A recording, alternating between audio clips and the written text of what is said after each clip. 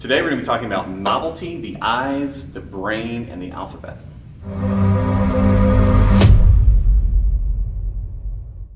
One of the things we want to emphasize this particular month is movement novelty. Now when we look at the brain, we talk about the idea that the brain craves novelty. The whole Z-Health approach is looking at what's your current brain function, what do we need to do in order to shift it. And one of the things that has come out in the research over the last decade or so is that when brains are bored, they quit changing as much. The whole idea is what's called neuroplasticity, that brains are bendy and we can shape them, but one of the primary ways that we shape them is by novelty and challenge, right? Something new, something a little bit difficult.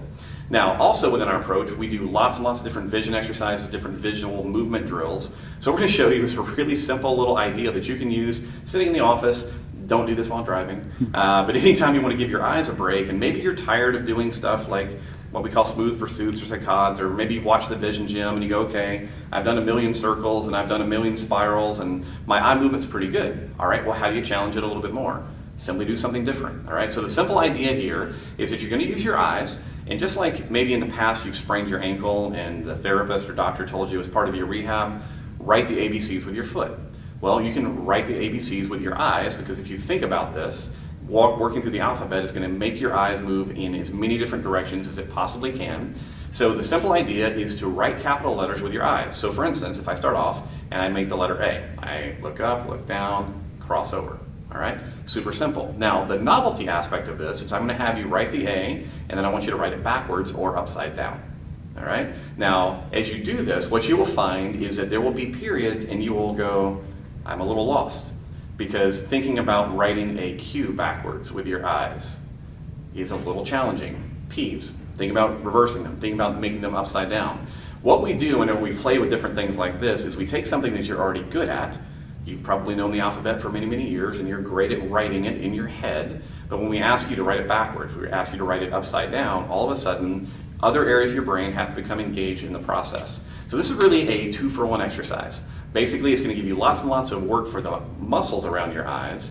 It's going to work on your coordination. It's going to work on different movement patterns.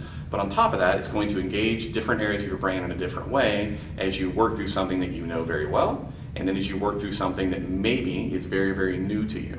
All right, so again, very simple idea. You start off, write an A, write it backwards. And then if you want to make it even more challenging, do it upside down.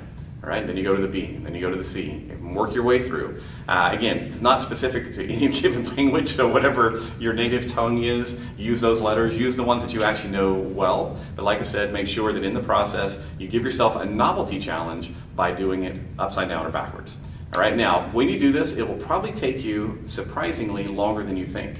If you do 2 to 3 different variations, it'll probably take you 3 to 4 minutes to go all the way through it, because you'll be going through and then having to stop and imagine the activity, imagine the movement, and then doing the movement. So don't be surprised if you're a little bit fatigued. Remember to keep breathing, maintain good posture as you do it. And again, super simple, easy exercise that you can do anywhere, anytime. As you give it a try, one of the things that you may find is if you've done other vision work with us and you've seen some improvements, the addition of these novel stimuli may actually increase the things that you've already improved. One other question that may come up as you start to do this is, should I do it eyes open or eyes closed? Some people that are kind of bothered by visual stimulus, meaning I'm looking around, the lights are bothering me, etc., may find that just closing the eyes as we do the exercise allows them to focus on the feeling of the movement a little bit more. So if you're really trying to go, okay, how do my eyes feel? How do the muscles feel? An eyes closed version may be more useful to you, but at some point you also want to get to the reach an area or reach a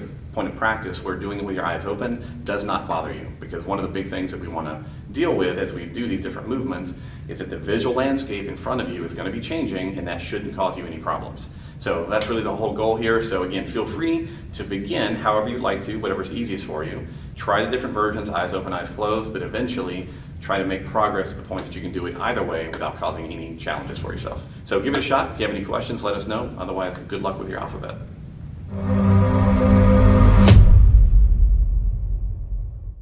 All right. I alphabet. I alphabet. I robot. Today we're talking about novelty, the eyes, the brain, and something else, the alphabet. We'll try that one more time. All right.